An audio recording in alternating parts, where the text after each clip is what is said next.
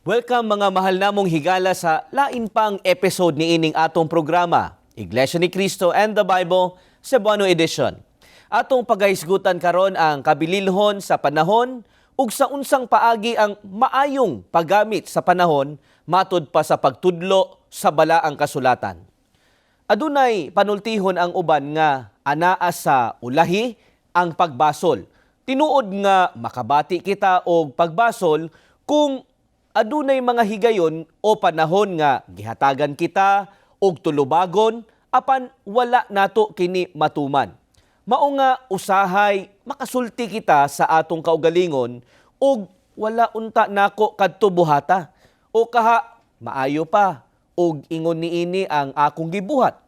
Kapila na nato gihuna-huna ang usa ka butang nga kung sakto pa ang atong gibuhat maayo unta ang nahimong resulta. Pipila ka higayon na ba kita nang hinaot nga unta mabalik ang panahon aron mausab nato ang mga panghitabo? Dili ba adunay mga higayon nga atong gibasol ang atong kaugalingon tungod kay nausik ang higayon nga mabuhat unta nato ang usa ka butang? Kahibalo kita nga dili gayud mahitabo kadtong gihandom sa uban nga atong mabawi ang atong gipangbuhat kaniadto aron himuong sakto ang usa ka panghitabo. Mao nga kining tanan nagtudlo kanato og usa ka simpleng kamatuoran sa kinabuhi. Dili nato angay usikan ang panahon. Anaa ba kanato ang higayon sa pagtungha o pag-eskwela alang sa maayong kaugmaon? Angay nga matarong ang paggamit nato niining mao nga higayon sa pagtungha. Gihatagan ba kita og higayon nga mahimong maayo ang atong pagpanginabuhi o propesyon? Angay nga dili mausik ka ng higayuna. Apan adunay labaw pang bililhon ni anang mga butanga ug kini labaw natong siguraduhon nga dili mausik ang atong higayon nga gihatag sa matag usa kanato. Ug kini adunay kalabtangan sa atong kaluwasan. Mga mahal namong magtatanaw, unsa ang usa sa dili angay usik-usikan sa mga tawo samtang aduna siya'y kinabuhi. Tugutin ninyo nga akong basahon ang ikaduhang Korinto 6:1 hangtod 2. Busa, ingon nga mga katabang sa Dios, naghangyo kami kaninyo nga dili ninyo usikan ang grasya sa Dios nga inyong nadawat. Kay nag-ingon ang Dios, ginungog ko kamo sa takna nga akong gikahimutan o gitabangan ko kamo sa adlaw sa kaluwasan. Mauna kini ang takna sa pagdawat sa kaluoy sa Dios. Karon, mao ang adlaw sa kaluwasan.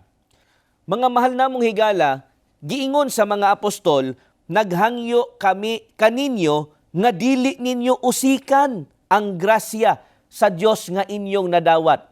Ang grasya gikan sa atong Ginoong Dios mao ang kaluwasan sa atong mga kalag.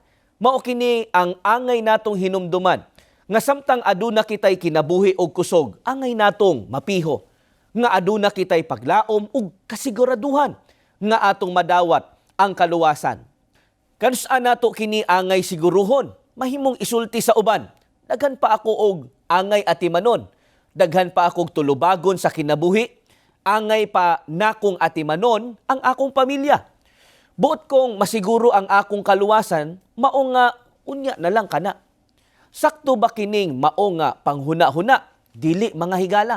Tungod kay ang nahasulat sa Biblia, karon mao ang adlaw sa kaluwasan. Angay natong siguruhon, karon nga luwas kita. Dili ugma. O kaha sa sunod semana pa. Sama sa atong giusgutan, sa sinugdanan niining atong pagtuon karon, una pa maulahi ang tanan. Una pa kita magbasol, nga wala nato na siguro ang atong kaluwasan. Angay, pihuon na nato kini karon. Mga mahal namong magtatanaw, buot namong ipatagad kaninyo. Sa pagsugod pa lang sa atong pagtuon, kung unsa kabililhon kini sa kinabuhi sa tawo. Kinahanglan nga kita maluwas. Angay natong siguraduhon nga kita ug ang atong tibuok pamilya makauban sa mga makadawat og kaluwasan. Ug dili nato angay langay-langayon kini. Karon ang panahon nga angay natong siguruhon ang atong kaluwasan. Apan nganong karon man, angay natong masabtan mga mahal namong higala nga ang kinabuhi dali kaayong mawala. Wala kita nahibalo kung kita ba magdugay sa atong kinabuhi.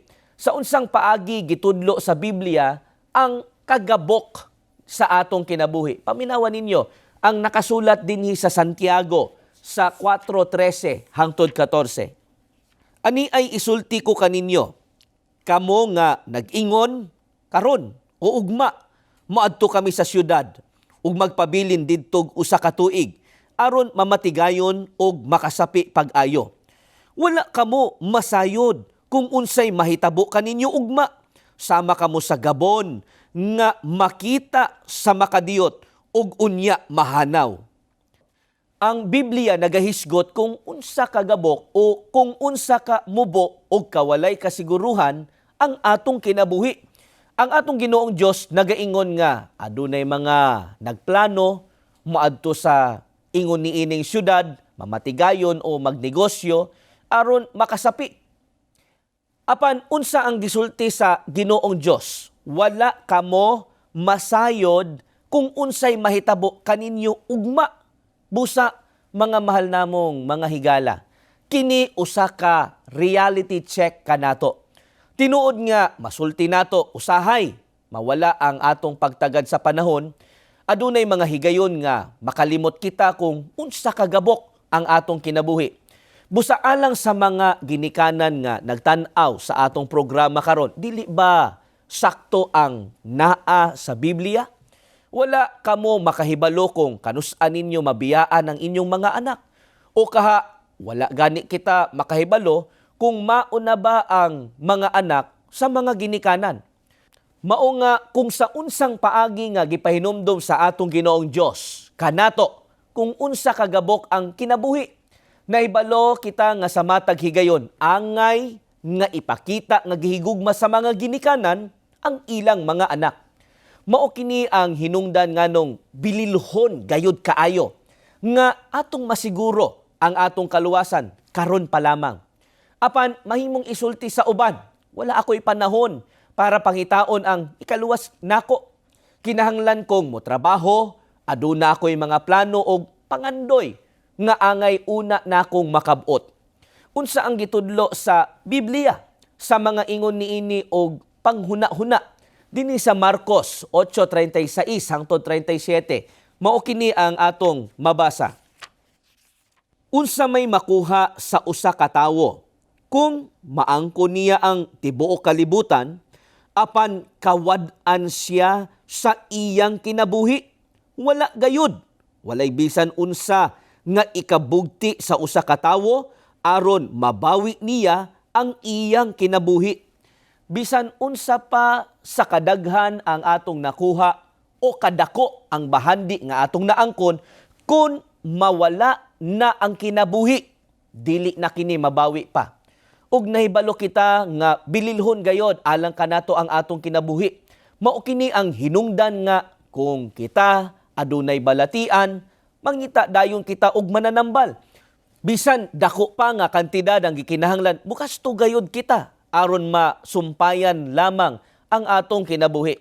Bisan pagani og naglisod kita sa pagpangita og kwarta, pangitaan gayud nato og paagi aron lang magpabilin ang atong kinabuhi. Ug labin na gayud kung magkaduol na ang kamatayon, mahimong buhaton sa tawo ang bisan unsang butang aron lang siya mabuhi.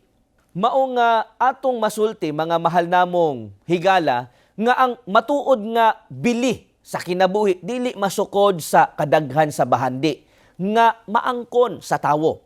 Ang pagkaadunahan o pagtigom og salapi dili mao ang hinungdan nganong nabuhi kita. Wala kami nag-ingon nga sayop ang pagtrabaho o pag-eskwela alang sa maayong kaugmaon. Sa tinuod, angay gani nga mahimo kitang kugihan sa pagpanarbaho o kaha pag-eskwela. Apan ang Biblia nagatudlo kanato nga adunay labaw adunay labaw gayod nga bililhon labi pa niining mga butanga. Ug mao kini ang pagkasiguro sa atong kaluwasan. Mubalik kami pagkahuman lamang niining mga pahinumdom.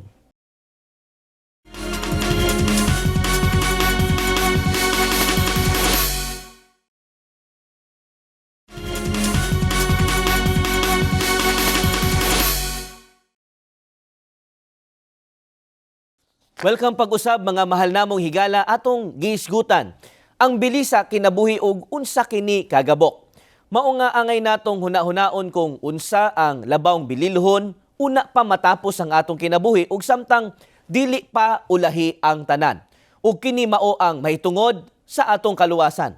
Kaganina atong giisgutan nga dali kaayong mawala ang kinabuhi sa tawo. Apan ang kinahanglan masiguro sa tawo ang iyang kaluwasan karon, dili ugma o kaha sa sunod nga panahon. Ang kamatuoran mao nga kasagaran natong madungog nga isulti sa uban nga oo, gusto namong maluwas. Apan ang pangutana sa unsa man angay luwason ang tawo. Unsa man ang hinungdan nganong angay kitang luwason. Kanunay natong madungog kini apan adunay uban nga wala makasabot kung ngano, busa hisgutan nato, matud pa sa Biblia, sa unsa angay luwason ang tawo. Patalinghugin ninyo, kining nakasulat sa Roma 5:9. Ug karon nga gihimo na kitang matarong pinaagi sa iyang dugo, labi pagayod nga luwason kita niya, gikan sa kasuko sa Dios. Ang kaluwasan nga gikinahanglan sa tanang tawo, mao ang kaluwasan gikan sa kasuko sa atong Ginoong Dios. Angay natong hinumduman, mga mahal namong magtatanaw nga nasuko ang Ginoong Dios sa mga wala mutuman kaniya. Nasuko siya sa mga misupak sa iyang mga pagtulunan. Angay maluwas ang tawo gikan sa kasuko sa atong Ginoong Dios. Daghan og pangutana nga angay matubag gikan niining maong mga pahayag sama sa kang kinsa ba nasuko ang atong Ginoong Dios. Unsa ang hinungdan sa iyang kasuko? Ngano bang nasuko ang atong Ginoong Dios? Apan una matubag nato kini ipangutana nato sa Biblia. Kanus-a ba ipahamtang sa atong Ginoong Dios ang iyang kasuko nga mao ang angay pangandaman sa tanang tawo dinhi sa Zefanias sa 1:15 hangtod 18. Kay ang maong adlaw, adlaw man sa kasuko, adlaw sa kaguol og kapait, adlaw sa kadaot o kalaglagan, adlaw sa kangitngit o kadulom, adlaw sa panganod o sa dagom, adlaw sa pagpatingog sa trompeta o sa awhag sa pagpakigubat batok sa kinutaang mga syudad o sa habog nga mga bantayanan sa paril.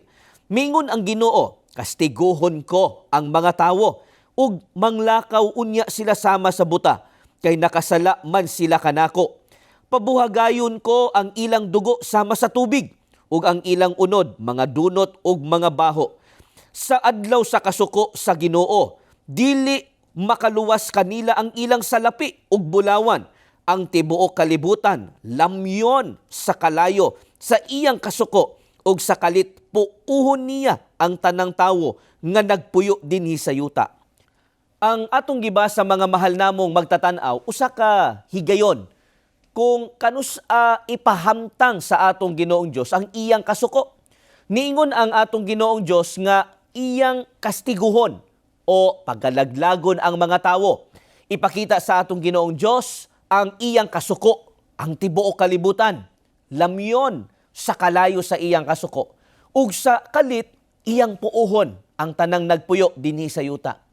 Mao kini ang adlaw sa paghukom. Ug dinhi kinahanglan maluwas ang tawo. Apan unsa ang angay natong mataga dinhi? Bisan pa ang bulawan o salapi o bisan unsang butang nga material niining kalibutana dili makaluwas sa tawo sa umalabot nga pagkalaglag ug kasuko sa atong Ginoong Dios. Sama na sa atong naisgutan ganina, bisan pa ug maangkon sa tawo ang tibuok kalibutan, apan mawala ang iyang kinabuhi, mahimong walay kapuslanan ang tanan. Mga mahal namong higala, angay natong pangitaon ang paagi aron maluwas ni ining makalilisang nga pagkalaglag. Angay natong mapiho nga inig abot sa maong adlaw sa kalaglagan. Dili kita maisama sa mga tawo nga kastiguhon o pagalaglagon sa atong Ginoong Dios tungod sa kasuko niya.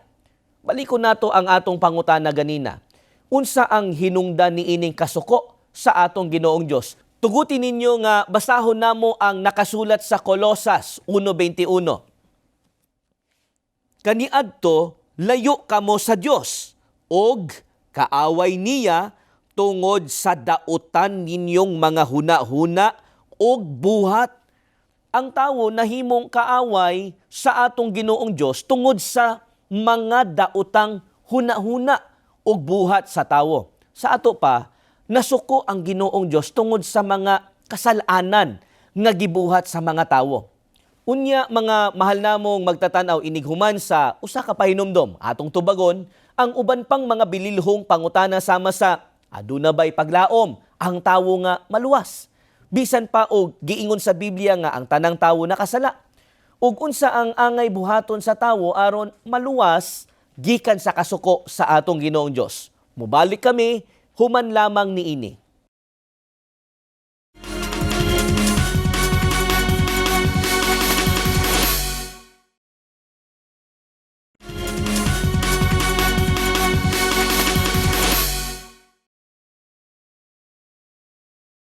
Mga mahal namong higala, nagatanaw kamo ni ining programa nato, Iglesia ni Cristo and the Bible, Cebuano Edition.